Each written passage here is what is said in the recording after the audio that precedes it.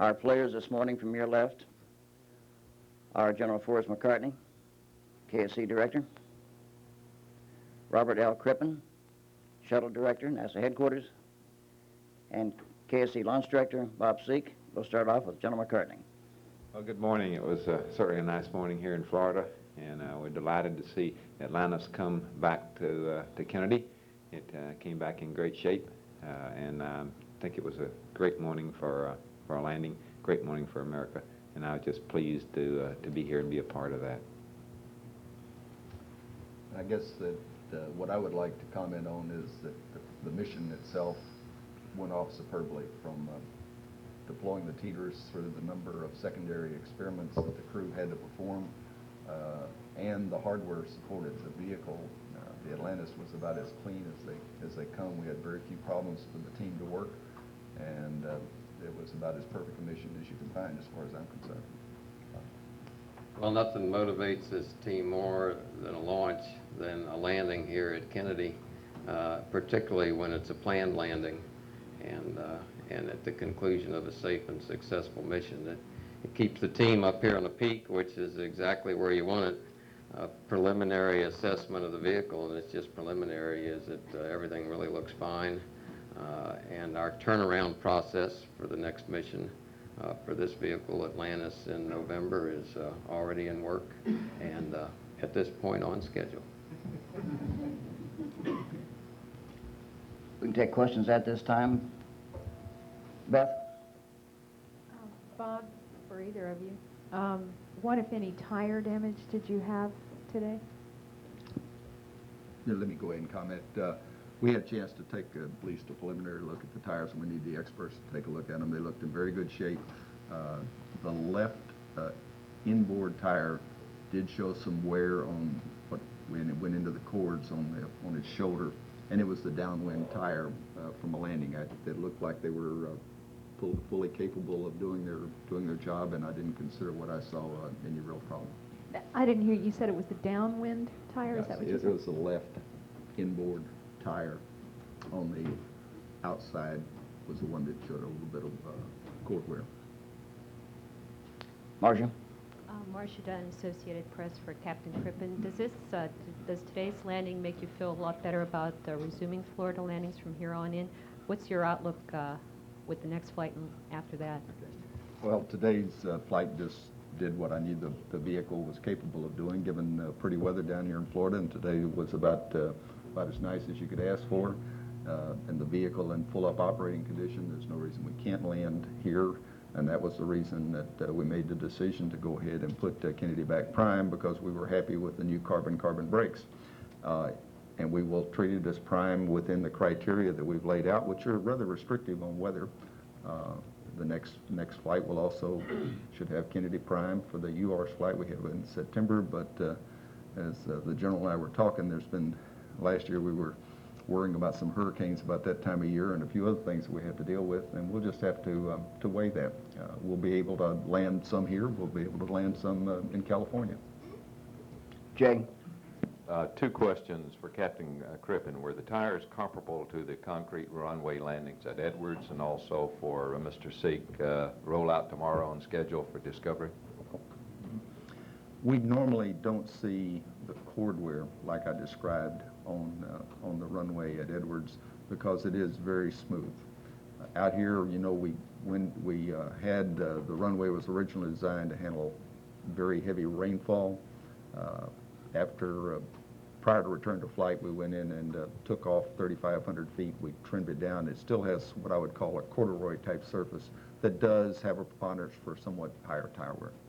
Do you see any need to make it smoother? Or are you happy with the way it is? I'm happy with the way it is. And on the VAB flow for Discovery, we're set to leave at midnight tonight, and we finished up the processing on Friday and took the weekend off. Harry? Harry Golcombe Aviation Week. I guess, again, this is for either General McCartney or Captain Crippen. Do you have any numbers on touchdown from the threshold and the landing roll? But they ought to be coming in. We don't have that data yet, Harry. Okay. Irene? Irene Brown with Florida Today for Captain Crippen. Why did the crew pass on the traditional walk around the orbiter? One of the things that we are doing right now is what we call extended duration flights, where we're trying to gather medical data with longer flights, and the body is physically changing very fast once you get it back into 1G, and so we encourage the crew to go ahead and go get their medical tests done as soon as possible, as opposed to wasting time walking around the vehicle, even though it makes them feel good. In fact, you notice that's what we were doing, but from a medical data standpoint, it was more important for them to go ahead and get back and let the docs take a look at them. Irene? And also, the prospect of a night landing at Kennedy, does that have any other concerns or safety criteria? We prefer concrete runways for night landings, and we've got a concrete runway here. So other than that, they're pretty much the same. Phil? Kind of a follow to Marcia's question for Captain Crippen. Having made several flights yourself, do you feel, with all the changes that have been made, any different? Would you feel any more comfortable or less comfortable returning to Kennedy as opposed to Edwards? Well, I feel more comfortable now because we did put in the things that we were concerned about. Namely, we've improved the braking system. We've got a much better nose wheel steering system now. We've put in new criteria and new means for helping us forecast the weather here. All of those add together have given us enough confidence to go ahead and name Kennedy as prime. However, we're still doing it under very restrictive conditions. There's some things we would still like to do here. We're having the Endeavors has a drag chute on it. We're going to be putting that on Columbia when we get it out to Palmdale. We're going to also put in redundancy in that nose wheel steering system I've talked about. We're making some improvements to the runway out here. We're going in and blacktopping the underruns because they're starting to break up a little bit just due to age, and we're going to be stabilizing the shoulders, all of which just give you more margin. But I'm happy with the conditions that we have right now. Frederick? Frederick Estelle with Agence France Presse. Any word regarding the performance of the APU-2, and did you take any extra precaution to cool it down? APU-2, we turned on late at Mach 2.5, and we secured it when the guys got on the ground. It is perfectly capable of running without any cooling for extended periods of time, and 11 minutes is normally what we use, and the bearing temp got up to around 290 degrees Fahrenheit, which is well below the red line for it. Ross, in the back there.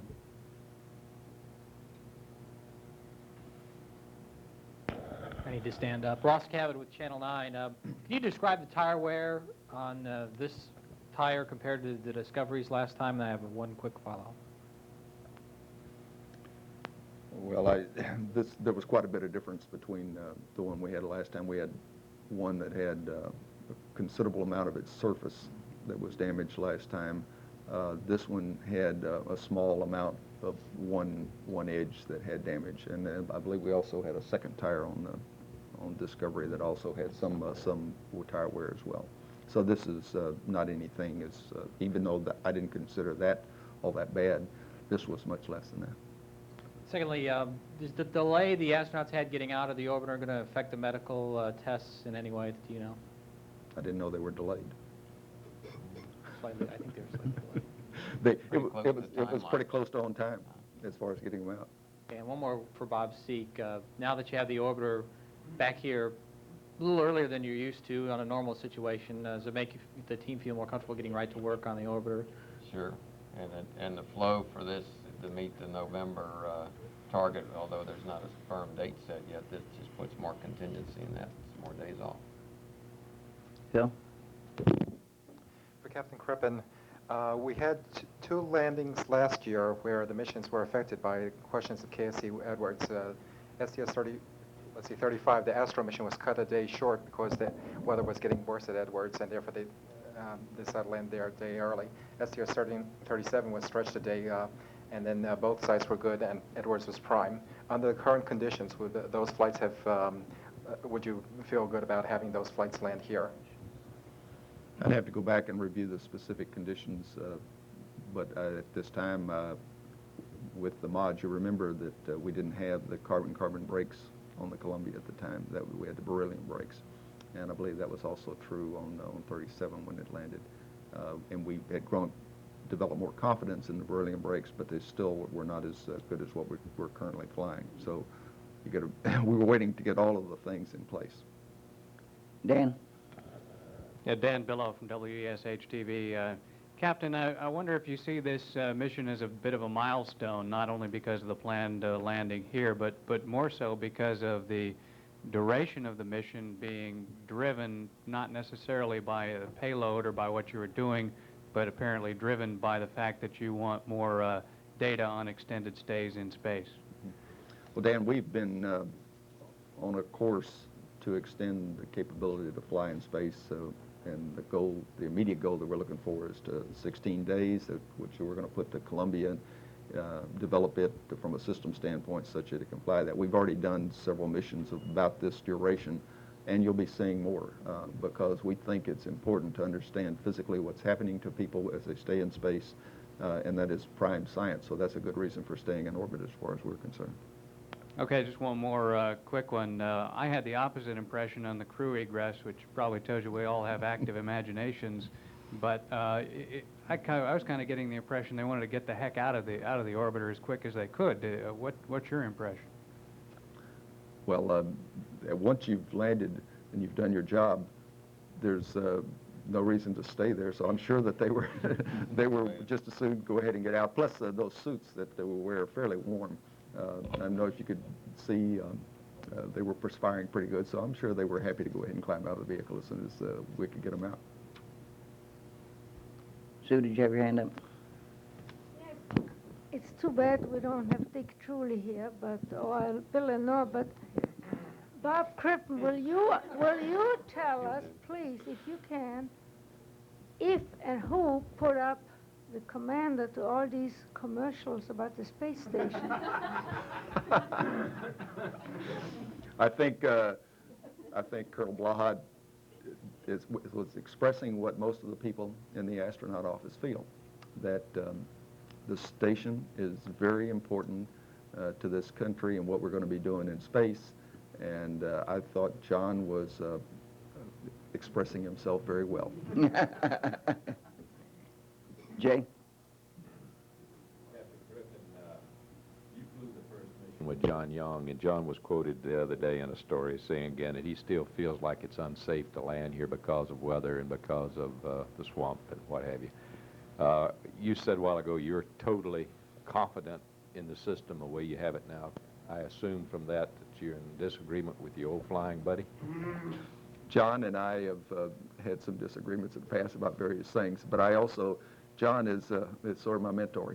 He taught me a lot, and I've learned that anytime John is concerned about something, that I ought to go and look into it. And everything that John was concerned about, the shuttle system worked very hard, and we dealt with it. And the safest thing to do with the shuttles, if you're interested in pure safety, is keep them over here in the OPF.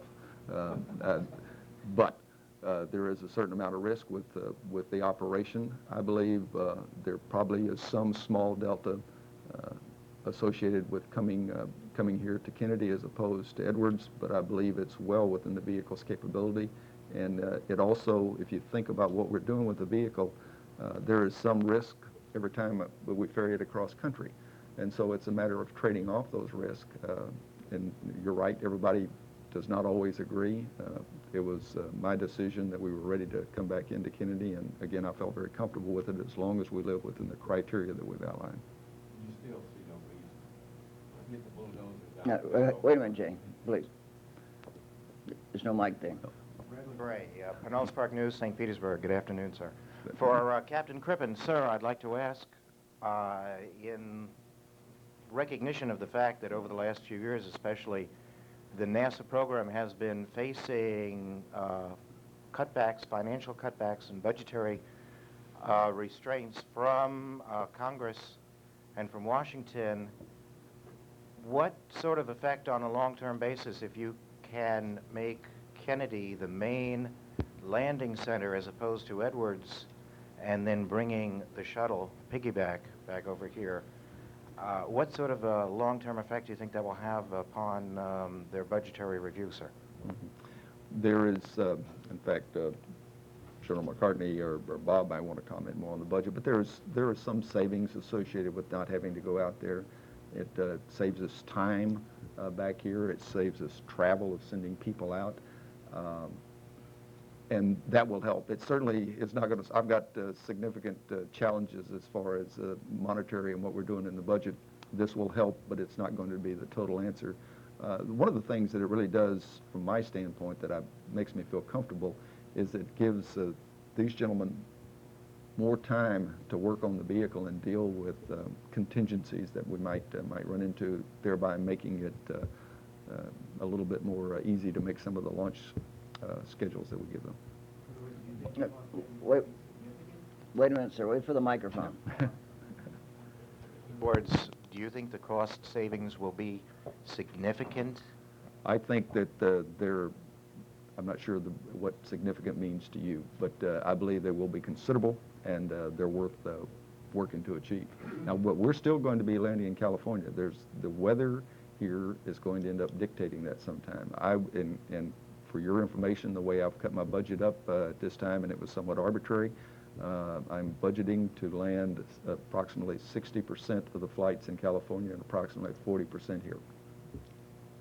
I'd like to comment, add something to that if I could. I think that, this is the 17th flight since we've returned to flight. And I think what you've seen during this entire period is one of a very cautious consideration for safety. And landing at Kennedy versus landing at Edwards will continue to be one in which the program will evaluate the safety factors and figure out which is the best thing to do and make the decision accordingly. So I don't really see a significant change in the program when we land at Kennedy. As Captain Crippen said, we get the vehicle sooner. You can get to work on it sooner, and it certainly makes the timelines a little easier to meet. But on the other hand, I'd say to you that as far as the team is concerned, they can handle it equally in either place and do it safely. And the latter is the point I'd like to stress. John? John Zarella from CNN. I think the general probably just about answered this, but the question was, if you're able to land here more often, I guess because it's an if, maybe it's a possibility to deal with, but does that change the manifesting any at all? Would you be able to throw downstream more vehicle launches perhaps if in a year, add an extra mission, or would that have no effect if you find that you're able more routinely to come back here? Well, at this time, we're not trying to change the manifest based strictly on the decision to come back here, and I don't believe, as I look in the future, that that's a reasonable thing to do, because if you do that, then you're putting probably more pressure on the system to land here than I feel comfortable of doing, maintaining what General McCartney said, safety is our #1 thing that we're after. Jay, I think you had the wrap-up question. Well, to keep beating this tired horse again, as I was trying to Captain Crippen a while ago, and also for General McCartney. And Bob, you can get in this too if you want to. You're talking about a margin of safety off the concrete runway at Edwards, and as a former pilot, of course, I mean, we can all recognize this. But from a pilot standpoint, do you buy any more safety here after you have redone your brakes, you have your nose wheel steering, you have drag chutes? Do you buy any more safety here by getting the bulldozers out and building up overruns both on side and end of each end of the runway, or are you as satisfied that with what you have as it is as safe as you're going to get it here? In other words, can you improve the situation here by getting out and building? Well, I told you some of the things that we still have in work that will improve the situation. One is stabilizing off to the side of the runways. They were originally built stabilized, and over the years, the grass has built up such that it's got a nice, very soft sod off to the edge. They're 300 feet wide already. Having 50 feet more on either side gives you some more stability. Out at Edwards, they've got close to 1,000 feet stabilized off either side. But I don't think it's a reasonable possibility that you're going to be diverging off of the runway with the kind of improvements that we've talked about. We want a drag chute. Those are all kinds of things that we ought to have to increase it some more, increase our margin. But I am, again, satisfied that the runway we have out here now is safe to land on, and that's why we did it this morning. I guess you noticed, though, that, Captain Crippen reminded me it was an Air Force pilot landing it this morning, Jay, so... I don't see any more hands out there, so that concludes this conference. After we get the satellite, I need to make a local announcement.